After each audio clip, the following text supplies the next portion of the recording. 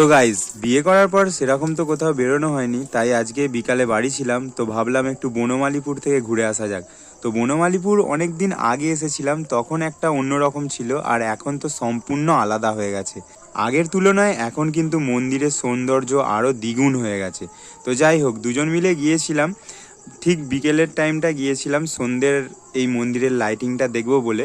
তো এই লাইটিংটা দেখতে খুবই সুন্দর লাগে। তোমরা তো যারা গেছো বনমালীপুর মন্দিরে, আশা করছি সবাই দেখেছো।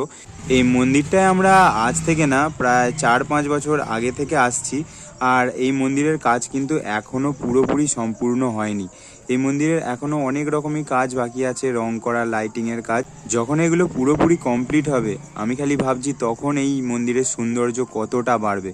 তো যাই হোক, অনেক দূর দূর থেকে মানুষ এসেছিল এই মন্দিরের দর্শন করতে। তো আজকে যেহেতু রবিবার ছিল, একটু ভিড়টা বেশিই ছিল। তো সামনাসামনি গিয়ে আমরা ওখানে ব্রহ্মার দর্শন করি। তারপরে আমরা গিয়েছিলাম হচ্ছে নিচে, যেখানে হচ্ছে শিব ঠাকুর থাকে। তো ওখানে গিয়ে বাবা মহাদেবেরও দর্শন করলাম। তারপরে একটু এদিক ওদিক চারপাশটা ঘুরে দেখছিলাম। আর সন্ধ্যেবেলা লাইটিংটা দেখো, সত্যি কত সুন্দর লাগছে।